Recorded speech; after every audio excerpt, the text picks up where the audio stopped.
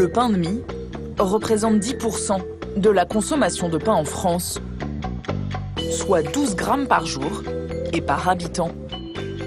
Quel impact ont ces tranches moelleuses sur notre équilibre alimentaire?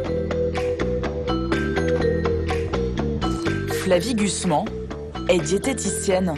Le pain de mie, elle ne le recommande pas à ses patients.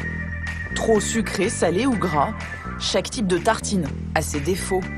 Elle a accepté de nous montrer les quantités présentes dans ces paquets. On a pris au hasard en supermarché 3 pains de mie et après on a regardé un petit peu quelles étaient les spécificités de chacun et ils en ont chacune une pas forcément positive d'un point de vue nutritionnel. Le premier qu'elle étudie est un pain de mie sans croûte. Donc le pain de mie sans croûte, il est particulièrement riche en sucre, alors notamment en sucre simple et sucre complexe. On est sur à peu près 48 morceaux de sucre dans un sachet, dans un paquet de pain de mie de 500 grammes. Sachant que là, on se focalise sur le sucre global. Si on se focalise que sur le sucre simple, qui a donc le goût de sucre et qui est mauvais pour la santé, on est quand même sur 8 morceaux de sucre. Voilà, pour la quantité de sucre simple présent dans ce sachet de pain de mie. Donc pour vous donner une idée, quand vous consommez 2 tranches de pain de mie, il y en a une, c'est plus que du sucre, parce que c'est 50% de sucre. Le deuxième est un pain de mie issu de l'agriculture biologique. Lui aussi, mauvais élève nutritionnel. Il a 2 gros impacts négatifs nutritionnellement parlant. Il est très riche en sel et il est aussi très riche en matières grasses. Donc pour vous donner une idée, dans ce paquet de pain de mie, on a l'équivalent d'à peu près 7,5 grammes de sel. Ce qui correspond donc à ceci. Ça peut paraître beaucoup pour une consommation quotidienne. Sachant que tous les aliments dans notre alimentation quotidienne sont déjà très salés, il faut vraiment essayer de le limiter au maximum pour ne pas dépasser ces fameux 7 grammes de sel par jour qui sont conseillés, sous peine d'avoir des risques d'hypertension artérielle et des problèmes cardiovasculaires notamment.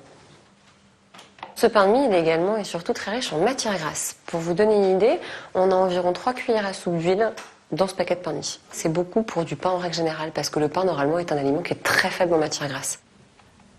Donc dans cette quantité de pain de mie, on a donc 3 cuillères à soupe d'huile. Quand on consomme du pain de mie, il y a le mot pain dedans, donc on a l'impression de manger du pain. Et le pain, on nous a appris depuis très longtemps, on est français, on aime le pain, ça fait partie des aliments les plus simples et les plus sains. Mais quand on mange du pain de mie, on s'éloigne un petit peu du pain. Enfin, il y a ce pain de mie complet que l'on penserait spontanément meilleur pour la santé. Encore raté. Celui-ci, contrairement à ce qu'on peut penser, comme il est de couleur un petit peu plus brune, on a l'impression qu'il a plus de fibres, qu'il va être plus intéressant pour la santé, qu'il est plus naturel. Ça va être connoté de cette manière-là et finalement, c'est celui qui contient le plus d'additifs. On va retrouver notamment dans ce pain, certes, de la farine complète de blé, à 56%.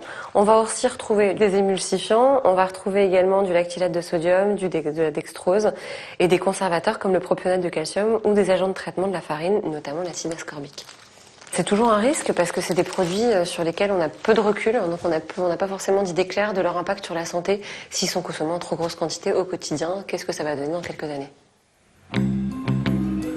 Dans la famille des additifs, il y a les émulsifiants pour rendre le pain plus moelleux, mais surtout les conservateurs. Car la durée de vie du pain de mie est l'autre nerf de la guerre pour les industriels.